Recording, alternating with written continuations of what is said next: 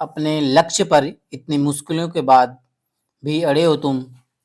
अपने लक्ष्य पर इतनी मुश्किलों के बाद भी अड़े हो तुम। शायद मंजिल के बहुत करीब खड़े हो तुम। हेलो फ्रेंड्स, कैसे हो आप सब। मैं मिथिलेश आपके अपने परिवार CNX एकेडमी में आपका स्वागत करता हूं। आशा करता हूं कि आप सभी अच्छे होंगे और पढ़ाई भी आपकी अच्छी चल रही होगी।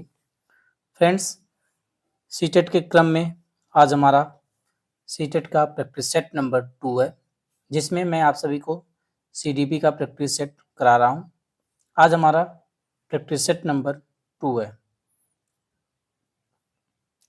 आइए क्वेश्चन से स्टार्ट करते हैं। जैसा कि सिलेबस के बारे में मैंने कल डिस्कशन भी किया है, कितने क्वेश्चंस किस टॉपिक से पूछे जाते हैं, टोटल कितने मार्क्स के होते हैं। आइए क्वेश्चन नंबर 1 से स्टार्ट करते हैं। अभिप्रेरणा के सिद्धांतों के अनुसार एक शिक्षक के द्वारा सीखने को संवर्धित कर सकता है। अभिप्रेरणा मतलब मोटिवेशन। मोटिवेशन का जो सिद्धांत है, इसके अनुसार जो शिक्षक है, शिक्षक के द्वारा सीखने को संवर्धित कैसे किया जा सकता है। आइए देखते हैं। ऑप्शन नंबर 1, विद्यार्थियों से वास्तविक अपेक्षाएं रखने से। ऑप्शन 2, अपेक्षाओं का एक स्वरूप स्तर रखने। ऑप्शन 3, विद्यार्थियों से किसी प्रकार की अपेक्षाएं ना रखने। ऑप्शन 4, विद्यार्थियों से बहुत उच्च अपेक्षाएं रखने। आपका राइट आंसर ऑप्शन नंबर 1 होगा, जो कि क्या है, विद्यार्थियों से वास्तविक अपेक्षाएं रखना। टीचर को क्या करना पड़ेगा, इसमें किसी भी प्रकार की क्या करना है, हमें अपेक्षाएं नहीं रखनी है, बल्कि कैसी अपेक्षाएं रखनी है, वास्तविक रखनी है। वास्तविक अपेक्षाएं जो रियल में जो चीजें हैं, कोई अपेक्षाएं हमें रखनी है, या क्या करेगा, लर्निंग को बढ़ावा देगा। आइए क्वेश्चन नंबर 2 पर चलते हैं। विकास शुरू होता है, डेवलपमेंट स्टार्ट होता है कब से। ऑप्शन 1, उत्तर बाल्यावस्था से। ऑप्शन 2, प्रसव पूर्व अवस्था में। ऑप्शन 3, शैशवावस्था से। ऑप्शन 4, पूर्व बाल्यावस्था से। आपका राइट आंसर क्या होगा, आप लोग बताएं। विकास आपका जो डेवलपमेंट है कब से शुरू होता है, तो आपका जो डेवलपमेंट है यह प्रसव पूर्व अवस्था में शुरू होता है।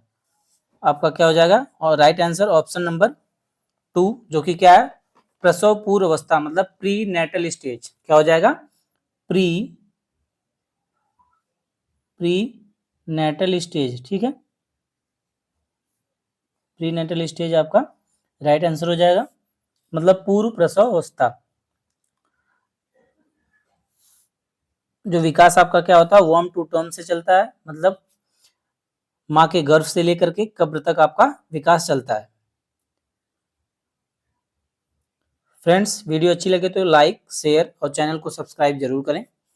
वीडियो को ज़्यादा से ज़्यादा अपने दोस्त यार में शेयर करें, जो भी previous year practice set CTET का करना चाहते हैं। आइए नेक्स्ट क्वेश्चन देखते हैं। बहुविध बुद्धि सिद्धांत के अनुसार सभी प्रकार के पशुओं, खनिज और पेड़ पौधों को पहचानने और वर्गीकृत करने की योग्यता कहलाती है। क्या कहलाती है। ऑप्शन 1, तार्किक गणितीय बुद्धि। ऑप्शन 2, प्राकृतिक बुद्धि। ऑप्शन 3, भाषिक बुद्धि। ऑप्शन 4, स्थानिक बुद्धि। तो आपका राइट आंसर क्या हो जाएगा इसमें, आपका राइट आंसर ऑप्शन नंबर 2 हो जाएगा, जो कि क्या है, प्राकृतिक बुद्धि। क्योंकि क्या क्या है, पशु, खनिज, नेचर के बारे में बात की जा रही है यहाँ पे, तो हो जाएगा प्राकृतिक बुद्धि। जैसा कि हावर्ड गार्डनर ने बुद्धि को मल्टी इंटेलिजेंस बुद्धि का इन्होंने सिद्धांत दिया। इसमें क्या बताया इन्होंने कि बुद्धि अनेक प्रकार की होती है। स्थानिक बुद्धि हो गई, गतिक बुद्धि हो गई, आपकी प्राकृतिक बुद्धि हो गई, भाषिक बुद्धि हो गई। भाषिक बुद्धि किसके अंतर्गत होती है, इसमें जो एंकर वगैरह आपके होते हैं, कवि वगैरह होते हैं, जिसमें उन्हें भाषा का अधिक कमांड होता है। ये सब क्या हो गए फ्रेंड्स, भाषिक बुद्धि के अंतर्गत आ जाएंगे। और स्पेशियल इंटेलिजेंस जो हो गया आपका, चित्रकार वगैरह, आर्किटेक्ट वगैरह के अंदर हो गया आपका।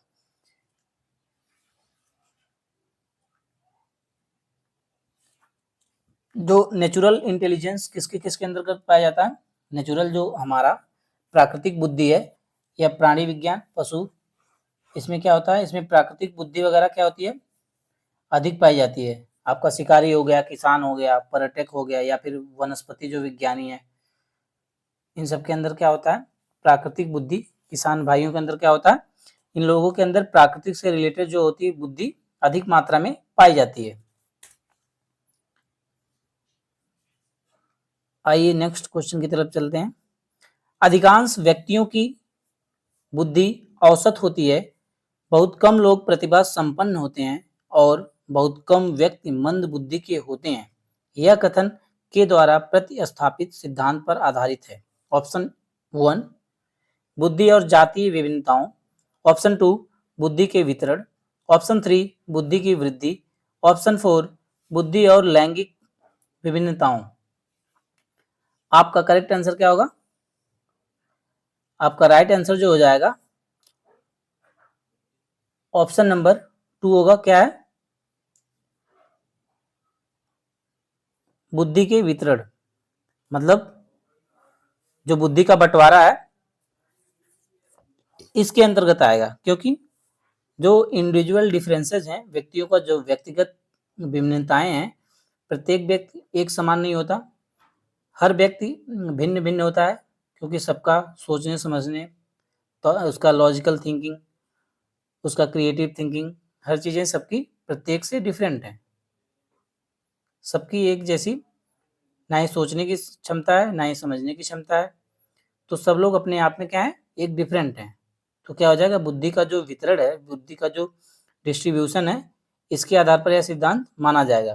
क्योंकि कुछ में कम बुद्धि होती है, कुछ लोग तेज बुद्धि के होते हैं, कुछ लोग उसी में मंद बुद्धि के होते हैं। तो आपका राइट आंसर ऑप्शन नंबर 2 हो जाएगा। फ्रेंड्स, जो प्रीवियस ईयर है यह हमें क्या बताता है, हमारे एग्जाम के ट्रेंड को बताता है। यहाँ से हम क्या कर पाते हैं, हम अपने सिलेबस के बारे में जानकारी कर पाते हैं, किस टाइप के क्वेश्चंस किस टॉपिक से ज़्यादा पूछे जा रहे हैं, या कौन से प्रश्न किस टॉपिक से कम आ रहे हैं। इससे हम किससे आकलन कर पाते हैं, PYQ से। तो ये हमारा सीटेट का प्रीवियस ईयर क्वेश्चन है, जो क्या करेगा, इसमें ज़्यादा से ज़्यादा प्रैक्टिस करने से हमें बहुत ही अधिक लाभ होगा। हम अपने सिलेबस को भली भांति समझ पाएंगे और एग्जाम के ट्रेंड को भी जान पाएंगे कि कितने टॉपिक से किस टाइप के प्रश्न बन रहे हैं, कौन से टॉपिक मोस्ट इम्पॉर्टेंट हैं और कौन से टॉपिक लेस इम्पॉर्टेंट हैं। आप ज़्यादा से ज़्यादा प्रैक्टिस करें और हमारे साथ बने रहें। हम आपके बीच में प्रैक्टिस सेट कराते रहेंगे फ्रेंड्स, और इसको डिटेल में भी हम डिस्कस करेंगे। आइए नेक्स्ट क्वेश्चन देखते हैं। सहयोगी अधिगम में अधिक उम्र के प्रवीण विद्यार्थी छोटे और कम निपुण विद्यार्थी की मदद करते हैं। इससे जो सहयोगी अधिगम होता है, बच्चे जो सहायता करते हैं, जिसमें अधिक उम्र के प्रवीण विद्यार्थी जो होते हैं, जो कुशल बुद्धि के होते हैं, जिनके पास ज़्यादा बुद्धि होती है, तीव्र बुद्धि के होते हैं, क्या करते हैं, छोटे और कम निपुण जो विद्यार्थी होते हैं उनकी सहायता करते हैं। आइए देखते हैं कैसे करते हैं। ऑप्शन नंबर 1 गहन प्रतियोगिता होती है, ऑप्शन 2 उच्च नैतिक विकास होता है, ऑप्शन 3 समूह में द्वंद्व होता है, ऑप्शन 4 उच्च बुद्धिलब्धि और आत्मसम्मान। तो आपका राइट आंसर क्या हो जाएगा?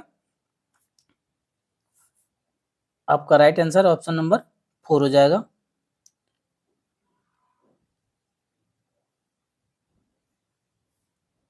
आपका राइट आंसर क्या हो जाएगा फ्रेंड्स? ऑप्शन नंबर 4, उच्च बुद्धिलब्धि और आत्मसम्मान। इसमें क्या होता है, विकसित होता है। जो हमारे अधिक प्रवीण विद्यार्थी होते हैं, जो अधिक तीव्र बुद्धि वाले होते हैं, छोटे और कम निपुण जो विद्यार्थी होते हैं, जिसको कम नॉलेज होता है, उनकी सहायता किस प्रकार करते हैं, उनमें जो उच्च बुद्धिलब्धि और आत्मसम्मान विकसित होता है, इस प्रकार वो क्या करते हैं, उनकी सहायता करते हैं या मदद करते हैं। आइए नेक्स्ट क्वेश्चन देखते हैं। जब पूर्व का अधिगम नई स्थितियों के सीखने को बिल्कुल प्रभावित नहीं करता तो यह कहलाता है। जब आप जो पूर्व का ज्ञान आपका है, पूर्व सीखे हुए जो भी आपकी लर्निंग है, पीछे की लर्निंग को आप नई स्थितियों में सीखने के लिए बिल्कुल प्रभावित नहीं कर रहे हैं, बिल्कुल भी उसको यूज नहीं कर रहे हैं जो आपका प्रीवियस नॉलेज है, तो यह किस प्रकार की लर्निंग कही जाएगी? ऑप्शन नंबर 1 अधिगम का शून्य स्थानांतरण, ऑप्शन 2 अधिगम का निरपेक्ष स्थानांतरण, ऑप्शन 3 अधिगम का सकारात्मक स्थानांतरण, ऑप्शन नंबर 4 अधिगम का नकारात्मक स्थानांतरण। तो आपका राइट आंसर क्या हो जाएगा? आपका राइट आंसर ऑप्शन नंबर 1 हो जाएगा। अधिगम का शून्य स्थानांतरण मतलब आप पिछले ज्ञान का जो भी आपको नॉलेज है, पिछली क्लास का जो भी नॉलेज आपने सीखा है, उसका प्रयोग बिल्कुल नई स्थितियों में आप नई चीजों को सीखने में क्या कर रहे हैं? आप बिल्कुल भी यूज नहीं कर रहे हैं। आपकी नई लर्निंग को क्या कर रहा है? प्रीवियस नॉलेज जो भी है, आप उसको बिल्कुल भी आपका नॉलेज जो क्या है, न्यू लर्निंग को बिल्कुल भी अफेक्ट नहीं कर रहा। तो आप इसका क्या हो जाएगा? अधिगम का शून्य स्थानांतरण,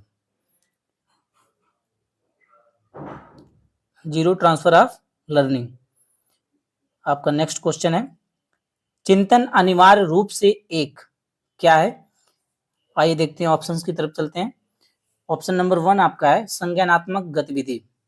संज्ञानात्मक गतिविधि का मतलब कॉग्निटिव एक्टिविटी जो आपकी होती है, दिमाग से जो रिलेटेड एक्टिविटी होती है, उसको क्या बोलते हैं? संज्ञानात्मक गतिविधि। ऑप्शन 2 है मनोगतिक प्रक्रिया, जो साइकोमोटर प्रोसेस आपकी है, या मनोगतिक प्रक्रिया आपकी हो गई। तीसरा आपका होगा मनोवैज्ञानिक परिघटना। चौथा आपका क्या है? भावात्मक व्यवहार। तो आपका राइट आंसर क्या हो जाएगा? ऑप्शन नंबर 3, जो कि क्या है? मनोवैज्ञानिक परिघटना। चिंतन अनिवार्य रूप से क्या है? मनोवैज्ञानिक परिघटना है। ठीक है, चिंतन किसने दिया फ्रेंड्स? यह जीन पियाजे ने दिया। इनकी एक क्या है? औपचारिक संक्रियात्मक अवस्था की एक विशेषता है। मतलब चिंतन के बारे में इन्होंने क्या दिया? इनकी जो 4 स्टेजेज हैं इंटेलेक्चुअल डेवलपमेंट की, मतलब बौद्धिक विकास की जो 4 स्टेजेज हैं, उसमें जो चौथा आपका है फॉर्मल ऑपरेशनल स्टेज, मतलब औपचारिक संक्रियात्मक अवस्था, उसका एक क्या है? उसी की एक विशेषता यह है, कौन सा? मनोवैज्ञानिक परिघटना। ठीक है, इसमें क्या होता है फ्रेंड्स? इसमें चिंतन करने, खोज करने और उसके बारे में समझने और सूचनाओं को एकत्रित करने की जो क्षमता ज्यादा से ज्यादा होती है। और जो जीन पियाजे हैं, इन्होंने क्या स्टेजेस कितनी दी? 4 दी, जिसको हम निमोनिक से याद कर सकते हैं। किससे? SPCF। ठीक है, इनकी 4 स्टेजेज हैं। न्यूमोनिक से आपका क्या हो गया? न्यूमोनिक मतलब याद करने की ट्रिक जो होती है। S for sensory motor stage, pre for pre operational पूर्व संक्रियात्मक अवस्था, C for concrete operational stage संक्रियात्मक अवस्था आपकी हो गई, फॉर्मल ऑपरेशनल स्टेज मतलब औपचारिक संक्रियात्मक अवस्था। आइए नेक्स्ट क्वेश्चन देखते हैं। एक बाल केंद्रित कक्षा में बच्चे सामान्यतः सीखते हैं। पहला आपका हो गया वैयक्तिक, समूह, वैयक्तिक और सामूहिक दोनों रूपों में। ये तो आपका सही लग रहा है। आइए नेक्स्ट देखते हैं, मुख्य रूप से शिक्षक से। शिक्षक से तो बिल्कुल नहीं होगा, ये तो गलत आपका है। वैयक्तिक रूप से ये भी गलत है, समूहों में ये भी गलत आपका है। तो आपका राइट आंसर क्या हो जाएगा? ऑप्शन नंबर 1 आपका करेक्ट हो जाएगा। बाल केंद्रित कक्षा में क्या होता है? समानता बच्चे कैसे सीखते हैं? वैयक्तिक और सामूहिक दोनों रूप में। क्योंकि जब चाइल्ड सेंटर्ड एजुकेशन क्लास में दी जाएगी, उसमें क्या होगा? एक आप इंडिविजुअल को भी देखेंगे, मतलब एक व्यक्तिगत चाइल्ड को भी देखेंगे, और उसमें जितने टोटल जो चिल्ड्रन है उनको भी आप देखेंगे। सबको एक साथ आपको लेके चलना, चाहे वो डिफरेंटली डिसेबल हो, चाहे किसी भी विकार से ग्रसित बंदा हो, या फिर वह क्या हो, समान रूप का जो बालक हो, सबको आपको एक साथ चलना है। क्योंकि इंक्लूसिव एजुकेशन के हिसाब से क्या करना है? आपको एक साथ सामूहिक एजुकेशन आपको देनी है, सबको एक साथ समग्र करना है। किसी को आपको किसी भी प्रकार से लिंग, रूप, कास्ट, क्रीड एंड कलर और आर्थिक रूप से कमजोर, पिछड़े, गरीब या अमीर, किसी को भी आपको डिफ्रेंशिएट नहीं करना, अलग नहीं करना। सबको आपको एक साथ लेके सामान्य एजुकेशन देनी है। फ्रेंड्स वीडियो अच्छी लगे तो लाइक, शेयर और चैनल को सब्सक्राइब जरूर करें और इसे ज़्यादा से ज़्यादा शेयर भी करें। आइए नेक्स्ट क्वेश्चन देखते हैं। पियाजे के अधिगम के संज्ञानात्मक सिद्धांत के अनुसार वह प्रक्रिया जिसके द्वारा संज्ञानात्मक संरचना को संशोधित किया जाता है क्या कहलाती है? ऑप्शन ए प्रत्यक्षण, ऑप्शन बी समायोजन, ऑप्शन 3 समावेशन, ऑप्शन 4 स्कीमा। आपका राइट आंसर क्या हो जाएगा? ऑप्शन नंबर 3 आपका राइट आंसर हो जाएगा, समायोजन। आइए नेक्स्ट क्वेश्चन देखते हैं। एक शिक्षिका अपने विद्यार्थी की सदैव इस रूप में सहायता करती है कि वे एक विषय क्षेत्र से अपने ज्ञान को दूसरे विषय क्षेत्र के ज्ञान से जोड़ सकें। इससे को बढ़ावा मिलता है। किसको बढ़ावा मिलता है? ऑप्शन नंबर ए पुनर्वलन, ऑप्शन 2 ज्ञान के सहसंबंध और अंतरण, ऑप्शन नंबर 3 व्यक्तिक विभिन्नताओं, ऑप्शन नंबर 4 शिक्षार्थी स्वायत्तता। आपका राइट आंसर क्या हो जाएगा? एक कोई शिक्षिका है, क्या कर रही है फ्रेंड्स? अपने विद्यार्थी की इस रूप में वह सहायता कर रही है कि क्या वह किसी एक विषय क्षेत्र से दूसरे विषय क्षेत्र को जोड़ पाता है। तो वह किस प्रकार सहायता करेगा विद्यार्थी की? तो यह करेगा फ्रेंड्स ज्ञान के सहसंबंध और अंतःकरण का। आपका राइट आंसर ऑप्शन नंबर 2 हो जाएगा, जो कि क्या है? ज्ञान के सहसंबंध और अंतःकरण। मतलब किसी एक विषय क्षेत्र का जो नॉलेज है दूसरे विषय क्षेत्र में क्या करती है? जोड़ने में सहायता करती है। कौन करती है? अध्यापिका। तो आपका क्या होगा? हो जाएगा ज्ञान, जो नॉलेज है आपका उसका सहसंबंध और अंतःकरण। आपका राइट आंसर हो जाएगा। आइए नेक्स्ट क्वेश्चन देखते हैं। सृजनात्मकता मुख्य रूप से संबंधित है। सृजनात्मकता का मतलब क्रिएटिविटी। क्रिएटिविटी मुख्य रूप से किससे संबंधित है? जो बच्चा एक क्रिएटिव माइंड का होता है उसमें क्या होता है? भिन्न भिन्न डाइवर्जेंट थिंकिंग उसमें होती है, क्योंकि अनेक तरीकों से सोच पाता है, अनेक मुद्दों पर वह सोच पाता है। उसमें किसी कार्य करने की क्या होती है? हाई कैपेबिलिटी होती है। वह इच्छुक होता है किन्हीं भी कार्यों को करने के लिए। उसमें ईगरनेस ज़्यादा से ज़्यादा पाई जाती है। आपका ऑप्शन नंबर 1 है मॉडलिंग, ऑप्शन 2 है अनुकरण, ऑप्शन 3 है अभिसारी चिंतन, ऑप्शन 4 है अपसारी चिंतन। तो आपका राइट आंसर क्या हो जाएगा फ्रेंड्स? अपसारी चिंतन। अपसारी चिंतन का मतलब क्या होगा? Divergent thinking. सृजनात्मकता होती है जो या डाइवर्जेंट थिंकिंग को बढ़ावा देती है, अपसारी चिंतन को बढ़ावा देती है। मतलब डाइवर्जेंट थिंकिंग का क्या मतलब हो गया कि किसी एक पॉइंट पर अनेक तरीकों से, मतलब विभिन्न विभिन्न तरीकों से आप सोच पाते हैं। ठीक है, जैसे क्या हो गया? आपको बोल दिया गया पर्यावरण को जो जो भी कारक नुकसान पहुंचा रहे हैं, प्रदूषण क्यों हो रहा है, तो आप उसको डिफाइन करिए। तो आप जो भी जितने भी क्लास में स्टूडेंट हैं सब लोग अपने अपने तरीके से अलग अलग प्रकार से लिखेंगे। जिसमें जितना क्रिएटिविटी होगी, जिसमें जितना सृजनात्मकता होगी, वह बालक उतने ही अच्छे तरीके से क्या करेगा? उस पर लिखेगा। जो अभिसारी चिंतन है, कन्वर्जेंट थिंकिंग है, मतलब इसमें इसका कोई एक ही आंसर होगा। जैसे क्या हो गया? किसी ने प्रश्न किया कि दिल्ली का मुख्यमंत्री कौन है? ठीक है, जैसे उत्तर प्रदेश की राजधानी कौन सी है? तो एक ही होगी, लखनऊ। प्रेजेंट में जो मुख्यमंत्री होगा दिल्ली का वो कौन होगा? एक ही होगा। ठीक है, मतलब जिसके एक आंसर निकलते हो वो हो जाएगा आपका अभिसारी चिंतन, मतलब कन्वर्जेंट थिंकिंग। क्योंकि आप इसका आंसर एक ही होगा, आप एक ही तरीके से उसको सोच पाएंगे, क्योंकि आप उसे बदल नहीं सकते। और जो अपसारी चिंतन है, यह क्या होता है? डाइवर्जेंट थिंकिंग होती है, क्योंकि इस पे आप विभिन्न आयामों में सोच पाते हैं, अनेक दिशाओं में सोच पाते हैं, इसके एक से अधिक उत्तर होते हैं। आइए नेक्स्ट क्वेश्चन देखते हैं। एक विद्यार्थी मेडिकल कॉलेज में दाखिला लेने के लिए कठिन परिश्रम करता है, ठीक है, ताकि वह प्रवेश परीक्षा में उत्तीर्ण हो सके। वह विद्यार्थी रूप से प्रेरित है। किससे प्रेरित है? प्रेरित है फ्रेंड्स व्यक्ति, ऑप्शन 2 आनुभाविक, ऑप्शन 3 आंतरिक, ऑप्शन 4 बाह्य।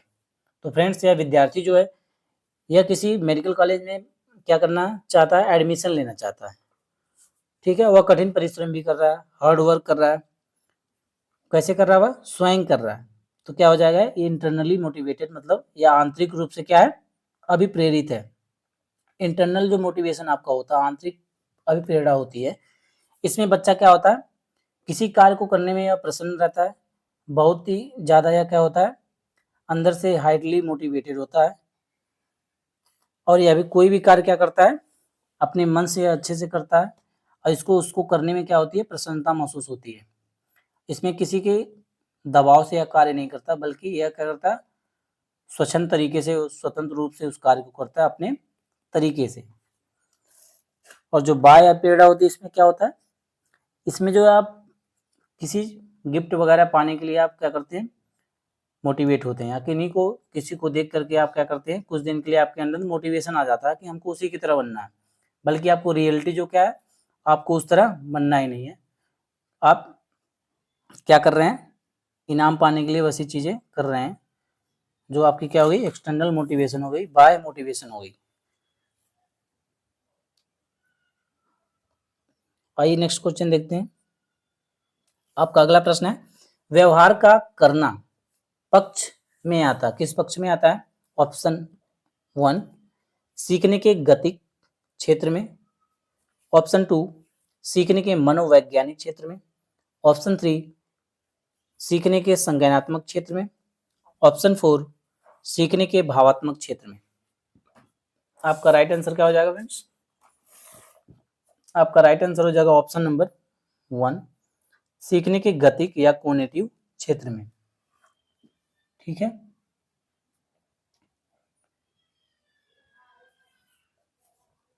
आइए नेक्स्ट क्वेश्चन की तरफ चलते हैं। विज्ञान एवं कला प्रदर्शनियां, संगीत एवं नृत्य प्रस्तुतियों तथा विद्यालय पत्रिका निकालना के लिए है, किसके लिए है फ्रेंड्स, ऑप्शन 1 शिक्षार्थियों को सृजनात्मक मार्ग उपलब्ध कराने, ऑप्शन 2 विभिन्न व्यवसायों के लिए विद्यार्थियों को प्रतिष्ठित करने, ऑप्शन 3 विद्यालय का नाम रोशन करने, ऑप्शन 4 अभिभावक को संतुष्ट करने। तो आपका राइट आंसर क्या हो जाएगा, ऑप्शन नंबर 1 शिक्षार्थियों को क्या करना है, सृजनात्मक मार्ग उपलब्ध कराने, मतलब आप क्या कर रहे हैं,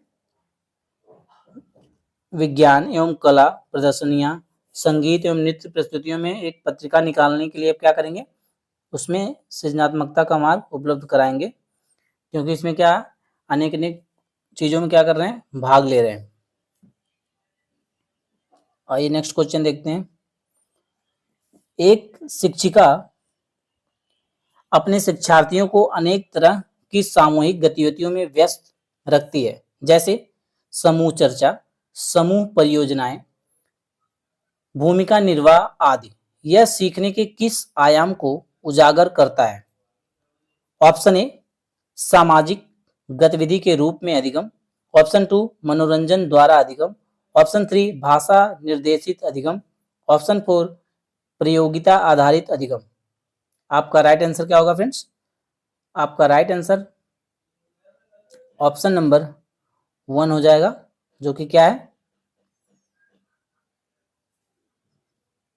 सामाजिक गतिविधि के रूप में अधिगम, क्योंकि इसमें क्या हो रहा है, सामूहिक आप चर्चा कर रहे हैं, सामूहिक परियोजनाएं का क्या कर रहे हैं, भूमिका का निर्वाह आप कर रहे हैं, तो सोशल एक्टिविटी में आप क्या कर रहे हैं, भाग ले रहे हैं। तो आपका राइट आंसर क्या हो जाएगा, सामाजिक गतिविधि के रूप में अधिगम। आइए नेक्स्ट क्वेश्चन की तरफ चलते हैं। जब एक शिक्षिका दृष्टिबाधित विद्यार्थी को कक्षा के अन्य विद्यार्थियों के साथ सामूहिक गतिविधियों में शामिल करती है, तो वह क्या करती है, ऑप्शन 1 कक्षा के कक्षा के लिए सीखने हेतु बाधाएं उत्पन्न कर रही है, ऑप्शन 2 समावेशी शिक्षा की भावना के अनुसार कार्य कर रही है, ऑप्शन 3 सभी विद्यार्थियों में दृष्टिबाधित विद्यार्थी के प्रति सहानुभूति विकसित करना, या फिर दृष्टिबाधित शिक्षार्थी पर संभवतः तनाव बढ़ा रही है। आपका करेक्ट आंसर क्या हो जाएगा? Option number 2। जब एक शिक्षिका क्या करे, दृष्टिबाधित बच्चा है, मतलब क्या है, उसको देखने में समस्या हो रही है, तो वह अन्य जो सामान्य विद्यार्थी हैं, जो किसी रूप से किसी भी विकार से ग्रसित नहीं है, मतलब सामान्य, उन्हें कोई भी दिक्कत परेशानी नहीं है, तो दिक्कत वाले बच्चे को जब वह सामान्य बच्चों के साथ शामिल कर रही है, तो क्या होगा फ्रेंड्स, इसमें वह क्या कर रही है, समावेशी शिक्षा को बढ़ावा दे रही है, इंक्लूसिव एजुकेशन को क्या कर रही है, बढ़ावा दे रही है, क्योंकि यह जो डिफरेंटली डिसेबल बच्चा है उसको समावेश कर रही है। वह इंक्लूसिव एजुकेशन में क्या करते हैं, जो किसी प्रकार से किसी भी विकार से ग्रसित बच्चा है, डिफरेंटली डिसेबल बच्चा है, तो क्या करते हैं, इसमें सबको एक साथ शामिल करते हैं, ताकि वह क्या करे, सबके सामान्य बच्चों की तरह यह भी प्रोग्रेस करे। जैसा कि एनईपी आपको, एनईपी के अनुसार, राष्ट्रीय शिक्षा नीति के अनुसार, उसमें कहा भी गया है कि आप सबको समान लेके चले, इंक्लूसिव एजुकेशन दें। आइए नेक्स्ट क्वेश्चन की तरफ बढ़ते हैं। एक शिक्षिका अपने शिक्षण में दृश्य श्रव्य सामग्रियों और शारीरिक गतिविधियों का प्रयोग करती है, क्योंकि ऑप्शन 1 वे शिक्षक को आराम देते हैं, ऑप्शन 2 वे प्रभावी आकलन को सुगम बनाते हैं, ऑप्शन 3 वे शिक्षार्थियों को वैविध्य उपलब्ध कराते हैं, ऑप्शन 4 इनमें अधिगम इंद्रियों का उपयोग सीखने को संवर्धित करता है। तो आपका राइट आंसर क्या हो जाएगा? Option number 4। इनमें अधिगम इंद्रियों का उपयोग सीखने को क्या करता है, संवर्धित करता है, मतलब बढ़ावा देता है। इसमें कैसे सीखते हैं? इंद्रियों के द्वारा, मतलब जो आपके आंख, कान, नाक, जीवा, त्वचा, ये सब है, इनको क्या करता है, जो लर्निंग आपकी होती है इसमें क्या करता है, बढ़ावा देता है। आइए नेक्स्ट क्वेश्चन की तरफ चलते हैं। कोहलबर्ग के अनुसार सही और गलत के प्रश्न के बारे में निर्णय लेने में शामिल चिंतन प्रक्रिया को कहा जाता है, क्या कहा जाता है? ऑप्शन 1 सहयोग की नैतिकता, ऑप्शन 2 नैतिक तर्कड़ा, ऑप्शन 3 नैतिक यथार्थवाद, ऑप्शन 4 नैतिक दुविधा। तो आपका राइट आंसर क्या हो जाएगा? कोहलबर्ग इनके अनुसार सही और गलत के बारे में, आप सही गलत दोनों डिसीजन है। जैसे कि क्या होगा, हिंज पड़ा हुआ था कि उसको दवा चोरी करना है या नहीं करना है। अगर दवा चोरी करता है तो क्या करता है, जैसा कि एक ही डॉक्टर वो दवा बना रहा है, तो उसकी पूरी सालों की जिंदगी, सालों सालों की बर्बाद हो जाएगी, क्योंकि उसने पूरी मेहनत अपनी लगा दी, पूरा जीवन उसने व्यक्त कर दिया। उधर अगर वो चोरी नहीं करता तो उसकी पत्नी की जान भी जा सकती है। तो वो क्या करता है फ्रेंड्स, नैतिक तर्कड़ा में वह क्या है, संलिप्त है कि किस प्रकार से वह क्या करे, या फिर इधर करता, अगर चोरी करता है तो उसे पुलिस पकड़ ले जाएगी, नहीं करता तो उसकी पत्नी की जान चली जाएगी। तो क्या, एक नैतिक दुविधा में पड़ा हुआ है, ठीक है। लेकिन उसने सही या गलत का डिसीजन लिया। आप लोग बताएं इसमें क्या करेंगे, वह चोरी करेगा या फिर नहीं करेगा। तो सही गलत का जो हम निर्णय ले लेते हैं तो क्या होता है, वो नैतिक तर्कड़ा हमारी होती है, लॉजिकल रीजनिंग आपकी हो जाती है कि आपने क्या किया, एक निर्णय तक पहुंच गए। तो आपका राइट आंसर ऑप्शन नंबर 2 हो जाएगा, नैतिक तर्कड़ा। आपने क्या की, लॉजिकल रीजनिंग, आपने रीजनिंग के हिसाब से क्या किया, आपने उसमें सही या गलत का निर्णय आपने लिया और एक डिसीजन तक आप पहुंच रहे हैं। तो आपका हो जाएगा नैतिक तर्कड़ा। आइए नेक्स्ट क्वेश्चन देखते हैं। एक विद्यार्थी अपने समकक्ष व्यक्तियों के समूह के प्रति आक्रामक व्यवहार करता है और विद्यालय के मानदंडों को नहीं मानता। इस विद्यार्थी को में सहायता की आवश्यकता है। किसमें सहायता की आवश्यकता है? कोई एक विद्यार्थी है जो अपने समकक्ष, मतलब जो उसके कलीग है, जो उसके साथ वाले स्टूडेंट और भी पढ़ रहे हैं, उनके प्रति क्या है, उसका आक्रामक व्यवहार है। क्या करता है, मार धाड़ करने लगता है, वो सही से व्यवहार किसी से नहीं करता, सीधे किसी से बात नहीं कर रहा, ठीक है। और स्कूल के जो रूल्स रेगुलेशन है उनको तोड़ रहा हुआ, उनको मान नहीं रहा। तो आप मतलब उसको किस प्रकार की आवश्यकता है कि किस प्रकार की उसे सहायता देनी चाहिए, या किस प्रकार से उसे क्या करना चाहिए, उसके लर्निंग में समावेश किस प्रकार से कराएं कि उसमें सुधार हो पाए। आइए देखते हैं ऑप्शन 1 भावात्मक क्षेत्र में, मतलब उसका कॉग्निटिव डेवलपमेंट करना है, या फिर उच्च स्तरीय चिंतन कौशल, हाई क्रिटिकल थिंकिंग उसे करनी है, या फिर संज्ञानात्मक क्षेत्र में, या फिर मनोगत्यात्मक क्षेत्र में, उसको किस प्रकार की सहायता देनी है। ऐसा कोई विद्यार्थी जो किसी की चीजें नहीं मान रहा है, किसी के साथ सामान्य व्यवहार नहीं कर रहा है, विद्यालय के नियम कानून को नहीं मान रहा है, तो उसके साथ आपको क्या करना पड़ेगा? तो मतलब उसमें क्या है, भावात्मक क्षेत्र में उसके क्या करना पड़ेगा, उसका जो कॉग्निटिव डेवलपमेंट है, जो चिंतन है, उसका जो माइंड है, उसको आपको क्या करना पड़ेगा, चेंज करना पड़ेगा। ठीक है, तभी आप उसको क्या कर पाएंगे, सही कर पाएंगे। क्योंकि उसको क्या दिक्कत आ रही है, उसको जो है, उसका जो व्यवहार है, उसकी सांवेगात्मक अस्थिरता को दर्शाता है। ठीक है, वह सामान्य बच्चों की तरह व्यवहार नहीं कर रहा, बल्कि क्या कर रहा है, उद्दंडता कर रहा है, शरारत कर रहा है। तो आप क्या करेंगे, उसके संज्ञान, उसका जो इमोशनल इंटेलिजेंस है, और उसमें जो क्या है, जो अस्थिरता आ रही है, स्टेबिलिटी नहीं है, तो उसको स्टेबिलिटी करने का आप प्रयत्न करेंगे, उसे समझाएंगे। तो यह किससे रिलेटेड हो गया, भावात्मक क्षेत्र से आपका हो गया, कॉग्निटिव या इमोशनल इंटेलिजेंस से रिलेटेड हो गया। ठीक है, उसका सांवेगिक विकास बहुत ही जरूरी है। आइए अगला प्रश्न देखते हैं। शिक्षकों को यह सलाह दी जाती है कि वे अपने शिक्षार्थियों को सामूहिक गतिविधियों में शामिल करें, क्योंकि सीखने को युग सुगम बनाने के अतिरिक्त ये में भी सहायता करता है। सीखने को जो सुगम बनाता है, उसके अलावा और भी क्या करता है, आइए देखते हैं। ऑप्शन नंबर 1 दुश्चिंता को दूर करता है, या फिर समाजीकरण करता है, या फिर ऑप्शन नंबर 3 आपका मूल द्वंद्व, और ऑप्शन 4 आपका है आक्रामकता। आपका राइट आंसर क्या होगा, समाजीकरण में यह क्या करता है फ्रेंड्स, सहायता करता है, सोशलाइजेशन में सहायता करता है। कैसे करता है, जो सामूहिक आप गतिविधि कराते हैं, ग्रुप डिस्कशन कराते हैं, उससे क्या होता है, क्योंकि हमारा समाज जो है, क्या है, हमारा देश क्या है, विभिन्न विभिन्न जाति और धर्म के लोगों का समूह है। इसमें जो बच्चे हमारे आते हैं, वो क्या, अनेक अनेक जातियों, रंग रूप, अनेक सोसाइटी से आते हैं। ठीक है, इनमें क्या होती है, व्यक्तिगत विभिन्नताएं होती हैं, इनकी भाषाएं अलग होती हैं, क्षेत्रीय लैंग्वेज अलग होती है। तो आप आपस में क्या करेंगे, ग्रुप डिस्कशन जब कराएंगे, आप सबको एक साथ क्या करेंगे, कोलैब करेंगे, सबको एक साथ उसमें डिस्कशन कराएंगे, तो क्या होगा, सबका आपसी तालमेल बढ़ेगा, भाषाओं का आदान प्रदान होगा, तो क्या होगा, उससे सोशलाइजेशन ज़्यादा से ज़्यादा इंक्रीज हो पाएगा। बच्चे का क्या होगा, कॉग्निटिव डेवलपमेंट होगा, उसका बौद्धिक विकास ज़्यादा से ज़्यादा हो पाएगा।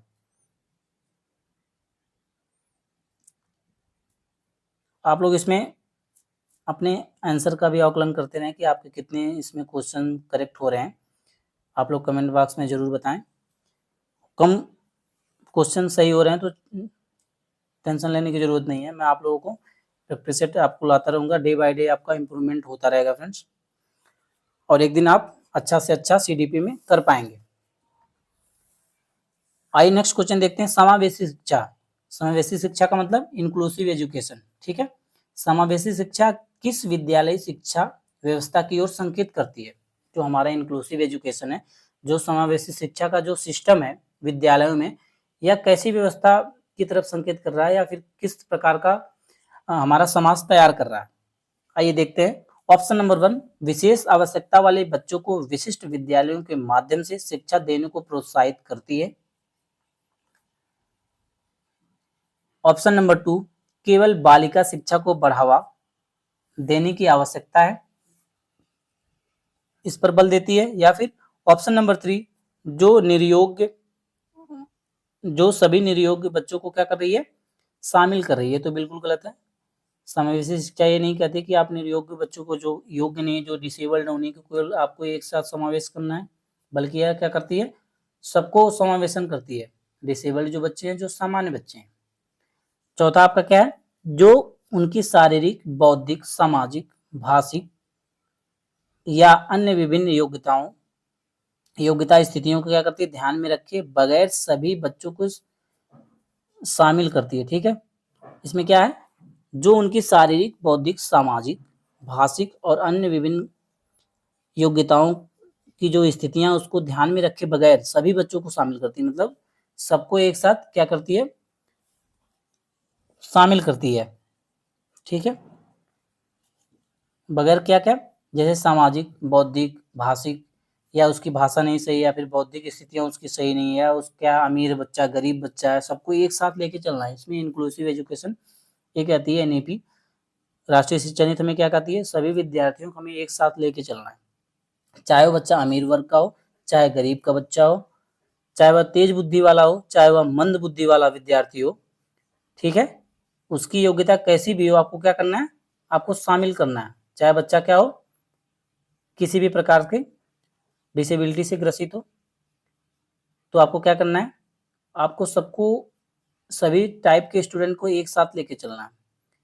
जैसे कोई बच्चा क्या है, लोकोमोटर डिसेबिलिटी से ग्रसित है, उसको चलने फिरने में दिक्कत आ रही, तो आपको क्या करना पड़ेगा, बिल्डिंग सुगम में बिल्डिंग बनाना पड़ेगा। जैसे आपको फर्स्ट फ्लोर पर ही या ग्राउंड फ्लोर पर ही आपको क्या करनी, कक्षाएं संचालित करनी होंगी, लाइब्रेरी वगैरह जो भी आप प्रोवाइड करा रहे हैं, तो आपको क्या करना पड़ेगा, ग्राउंड फ्लोर पे ही देना होगा। अगर ग्राउंड फ्लोर पे नहीं है, तो आपको क्या करना, लिफ्ट का प्रावधान करना पड़ेगा कि आप लिफ्ट का प्रावधान करें, ताकि जो सामान्य बच्चा वहाँ पे जा रहा है और जो डिसेबल्ड बच्चा वह भी वहाँ तक पहुँच सके। तो आपका क्या होगा, ये इंक्लूसिव एजुकेशन। तो आपका ऑप्शन नंबर 4 आपका राइट आंसर हो जाएगा। आइए नेक्स्ट क्वेश्चन देखते हैं। निम्नलिखित में से कौन सा मुख्य रूप से आनुवांशिकता संबंधी कारक है? जो हेरिडिटी से रिलेटेड फैक्टर है, इन ऑप्शंस में से कौन सा है जो आपका हेरिडिटी मतलब आनुवांशिकता से रिलेटेड है? ऑप्शन 1 आंखों का रंग, ऑप्शन 2 सामाजिक गतिविधियों में भागीदारिता, ऑप्शन 3 समकक्ष व्यक्तियों के समूह के प्रति अभिवृत्ति, ऑप्शन 4 आपका चिंतन पैटर्न। तो आपका राइट आंसर क्या हो जाएगा, जो कि अनुवांशिक गतिविधि से रिलेटेड आपका है, तो आंखों का रंग। जो आपके आंखों का रंग क्या है, हेरिडिटी से रिलेटेड है, आपकी अनुवांशिकता से रिलेटेड है। आपके माता पिता जैसे भी होंगे, उनकी आंखें वगैरह जैसी भी होंगी, थोड़ा बहुत उससे आप मिलते जुलते होंगे, ठीक है।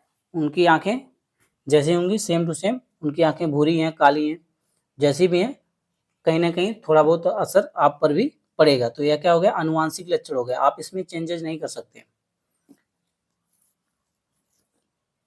आइए नेक्स्ट क्वेश्चन देखते हैं।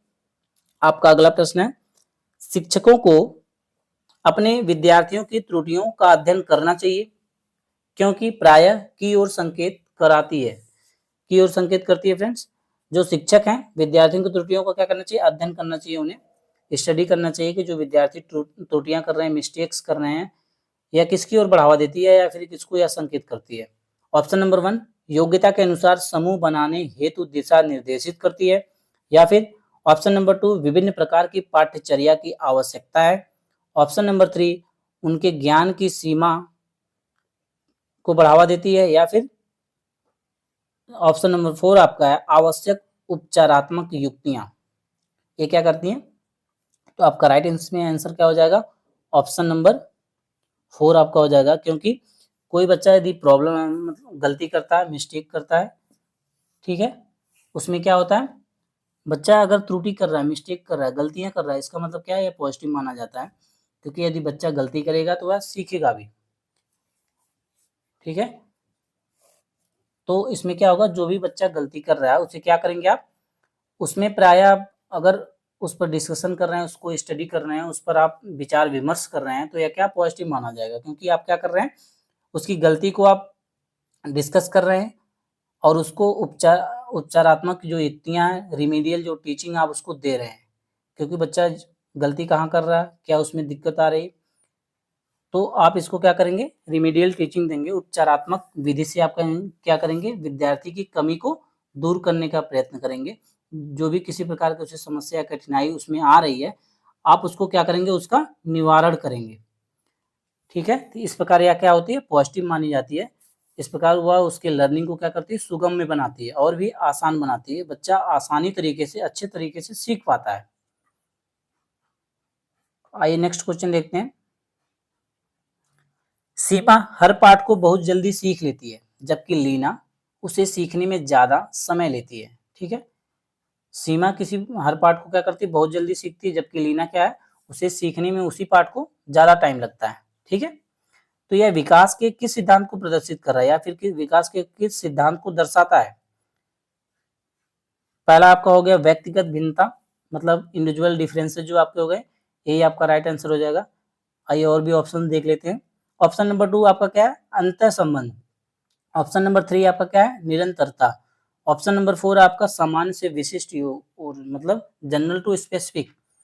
तो आपका इसमें राइट आंसर क्या हो जाएगा, ऑप्शन नंबर 1 आपका राइट हो जाएगा, क्योंकि यह क्या करता, इंडिविजुअल डिफरेंसेस को दिखा रहा, वैयक्तिक भिन्नता को दिखा रहा है कि प्रत्येक जो व्यक्ति हैं, प्रत्येक जो छात्र हैं, सब में सबकी क्वालिटीज डिफरेंट डिफरेंट हैं, सबके सोचने समझने, उनका कॉग्निटिव डेवलपमेंट जो उसका बौद्धिक सामाजिक जो स्तर है सबका अलग अलग है।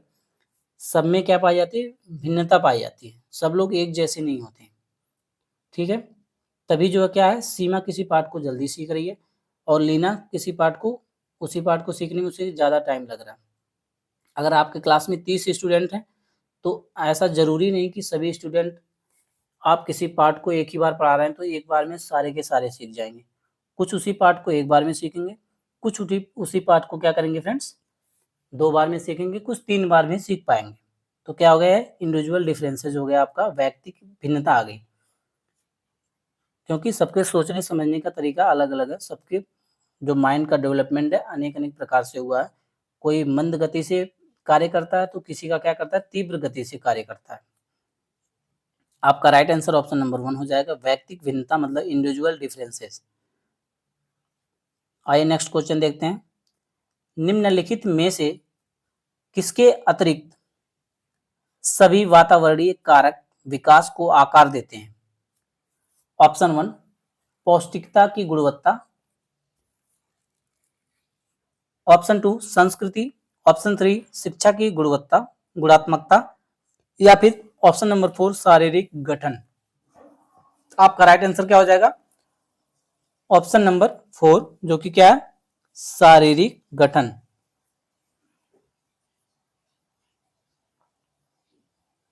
आइए नेक्स्ट क्वेश्चन देखते हैं। श्रवण ह्रास से ग्रसित बच्चे कक्षा में किस सबसे मुख्य नैराश्य मतलब कुंठा का सामना करते हैं? ऑप्शन 1 दूसरों के साथ संप्रेषण करने तथा सूचनाओं को बांटने में अक्षमता इनमें पाई जाती है, या फिर दूसरे विद्यार्थी के साथ परीक्षा देने में अक्षमता,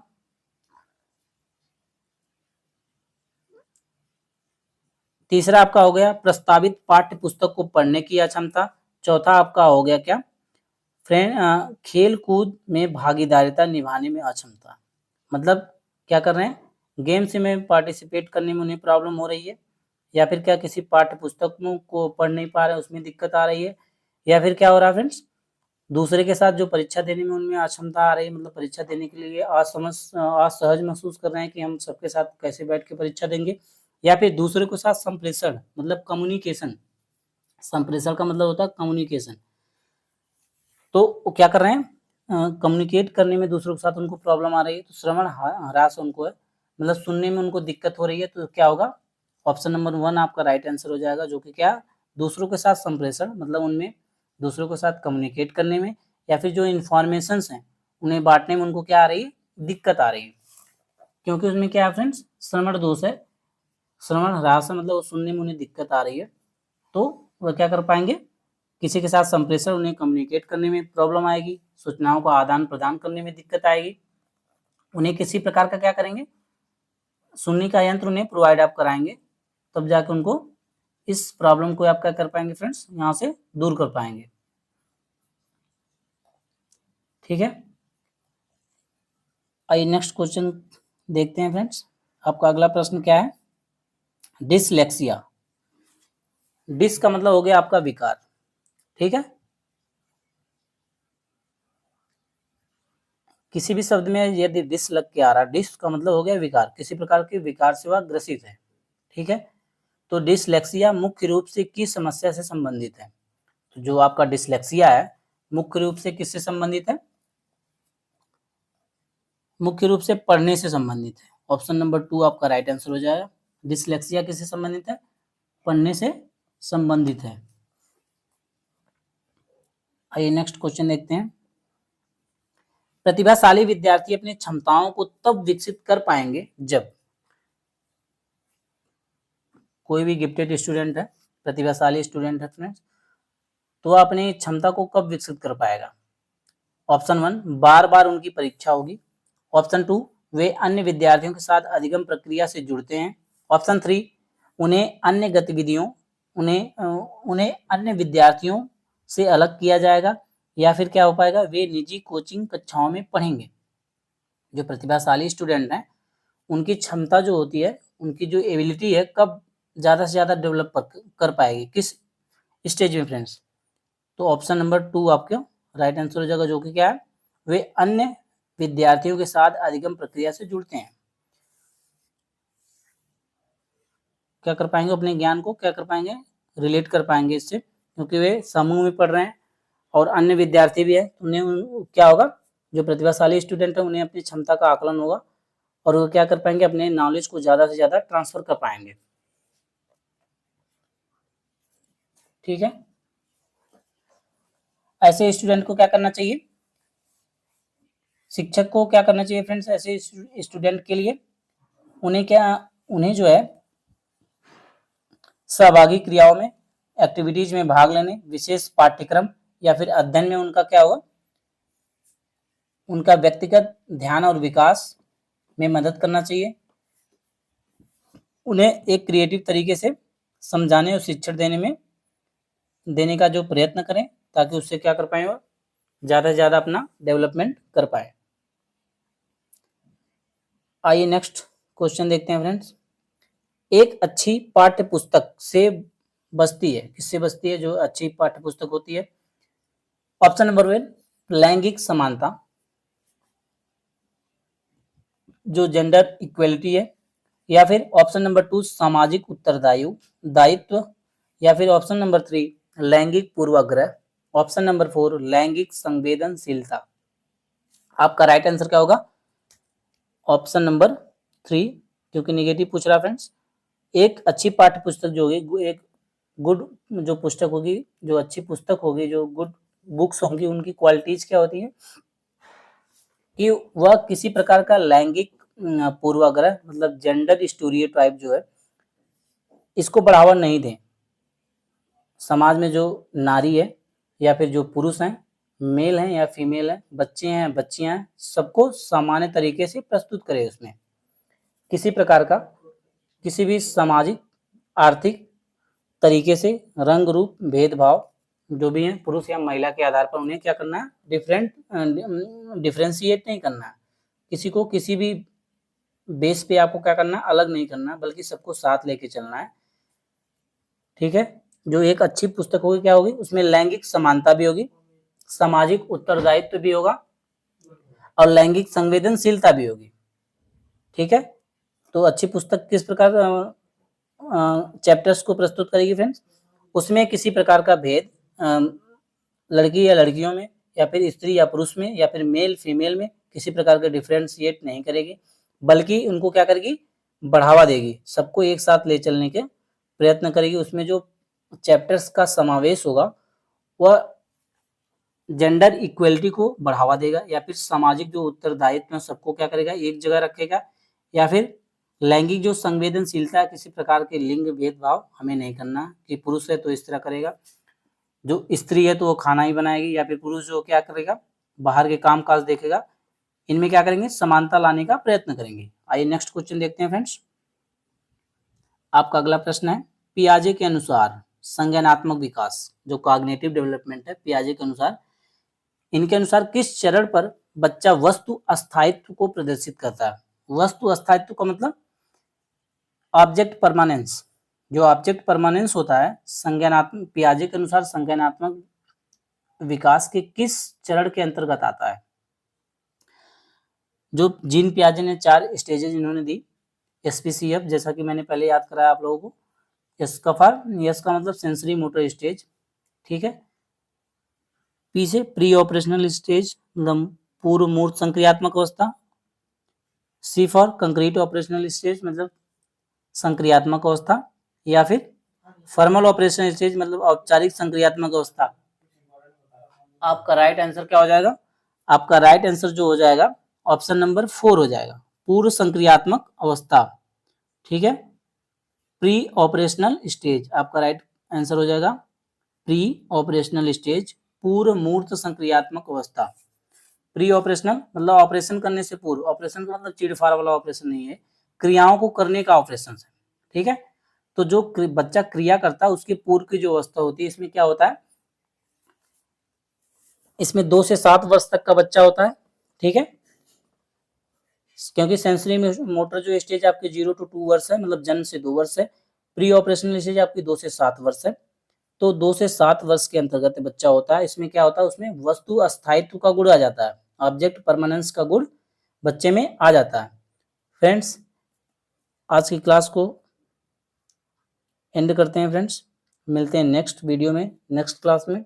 वीडियो अच्छी लगे तो लाइक, शेयर और चैनल को सब्सक्राइब जरूर करें। Thanks for watching this video.